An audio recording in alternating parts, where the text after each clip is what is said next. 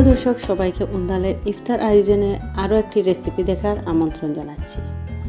রমজান আসন্ন, ইফতারের সময় মাঝে মাঝেই বাইরের বিভিন্ন পদ ভাজা পোড়া খাওয়ার ইচ্ছা হতে পারে, কিন্তু প্রতিদিন বাইরের খাবার খাওয়া যে মোটেই স্বাস্থ্যকর নয় তা স্বাস্থ্য সচেতন সকলেরই জানা।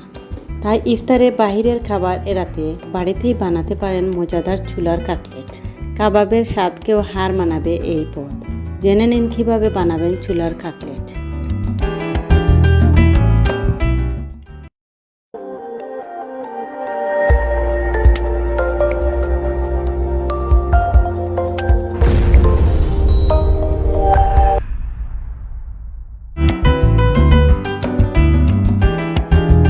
আমরা 2 কাপ ছোলা আগে থেকেই 7 থেকে 8 ঘন্টা ভিজিয়ে রেখেছিলাম।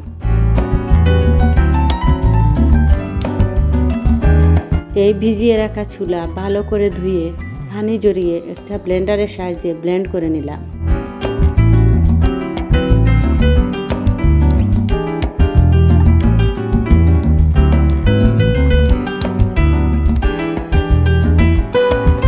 এবার তাতে স্বাদ মতো লবণ দিব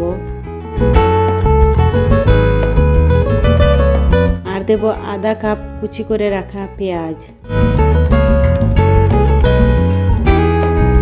1 চা চামচ আদা বাটা,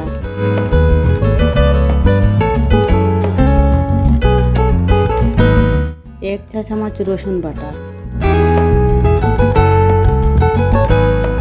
ও বেরেস্তা করে রাখা পেঁয়াজ আরও আধা কাপ।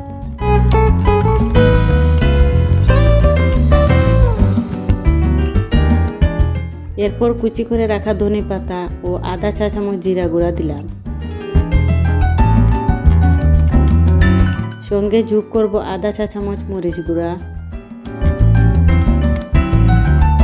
আধা চা চামচ হলুদ গুঁড়া ও আধা চা চামচ ধনিয়া গুঁড়া, হাফ কাপ ময়দা ও হাফ কাপ ব্রেড ক্রাম্বস দিয়ে সবগুলো উপকরণ ভালোভাবে মিশিয়ে নেব।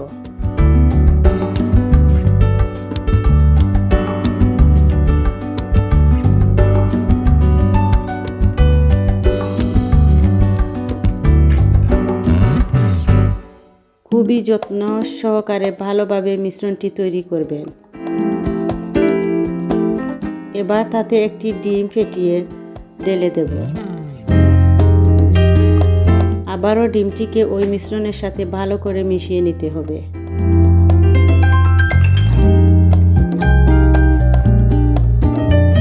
এবার এভাবে হাতের সাহায্যে একটি একটি করে কাটলেট বানিয়ে নেব।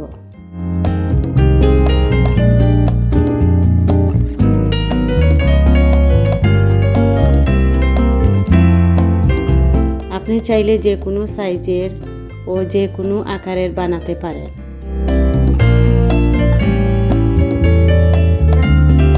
এরপর সবগুলো কাটলেটকে এভাবে ব্রেড ক্রাম্ব লাগিয়ে কুট করে নেব।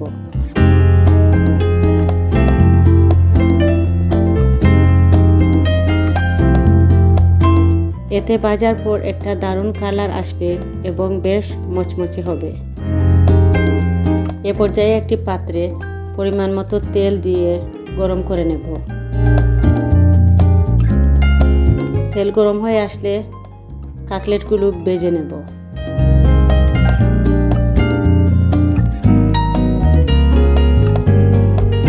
ভাজার সময় বার কয়েক উল্টে পাল্টে ভাজবেন যাতে পুড়ে না যায়।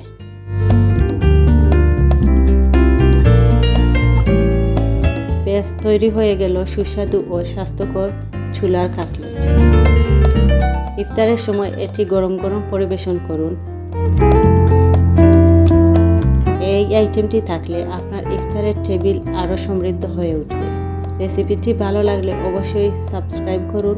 উন্দালের নিয়মিত আপডেট পেতে ক্লিক করুন পাশের বেল আইকনটিতে।